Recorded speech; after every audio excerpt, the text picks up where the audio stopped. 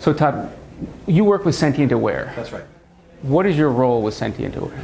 I'm the product owner for the Sentient Aware product. That my job is to define the requirements, drive the engineering and execution, and also work with our customers to do implementations. Okay, so from the customer perspective, it'd be great to have you help us understand more a little bit about the experience from customers. Sure, absolutely. A great way to do that would be to show you the product. Todd, tell us a little bit about this company that you're working on. So Shumi was one of our first big customers. They are an e-commerce retailer of shoes, both in the US and Canada. This is their Canada site.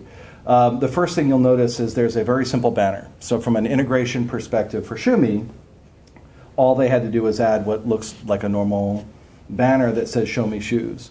This particular product we call our personal shopper, and the goal of this is to help a user to find the shoes that they're looking for when they don't necessarily even know how to describe it. Okay. Right? So the typical search process, you have to go in and you click on the different keywords of the kinds of things you're looking for. Well, as a man, I'm not all up to speed on what all the different types of shoes are, what you call them. So I can go in and set some basics of what my sizes are. So you have photos of all the different shoes. And then I can see the different types of shoes that are available. So if I want to go in and look for a pair of boots, it shows me, okay, given that first click, here are a number of boots that are similar to that boot. As I click in, the AI is learning based on about 128 different visual dimensions of that shoe, exactly the kind of shoe I'm looking for. So instead of me trying to describe that I'm looking for a hiking boot that has this kind of color and this type of heel, the AI is figuring that out for me and presenting me with the best choices from their catalog that meet my needs. And then I can go in, find the shoe I want, click through and buy the product directly. What is the difference between this and if you go to Amazon, for example, and it says, you like this, you probably like that? Sure. So typical recommendations and personalization products that are out there today are based on what they call cohort analysis and popularity. So they're tracking the clicks across millions, thousands to millions of people over months of time. So when Amazon's telling you, here's similar products or more people like you have bought this, what they're telling you is your cohort, which is a rather broadly defined demographic, typically buys this. And that's very useful, but it's a popularity metric. Yeah. What the AI is doing is it actually has deep knowledge across the entire catalog. Okay. And within those few clicks, it's figuring out what you personally want. Okay. So how does it understand that?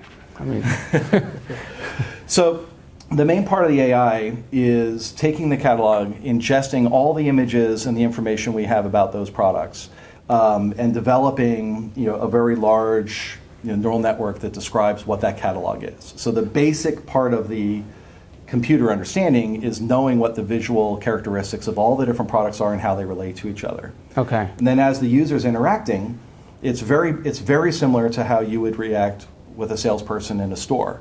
The clicks, when you click on a product and say you like it, you're telling the AI, this is the kind of product that I'm looking for.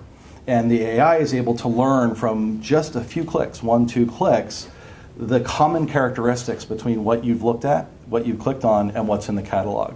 So we can bring you to exactly that shoe you're looking for within 3-4 clicks total, over thousands of items in What's the interesting catalog. there is you get access to a greater part of that catalog than you might otherwise. Yeah, and one of the major benefits we've seen with this specific customer, typically because of the way search and personalization engines work today, most retailers only show the top 5-10% of their catalog because that's what's most popular. And it's a self-fulfilling prophecy because the most popular ones get promoted and then they stay most popular. If you have more questions, comments, or alternative solutions, leave a comment below. We're happy to share it with the community.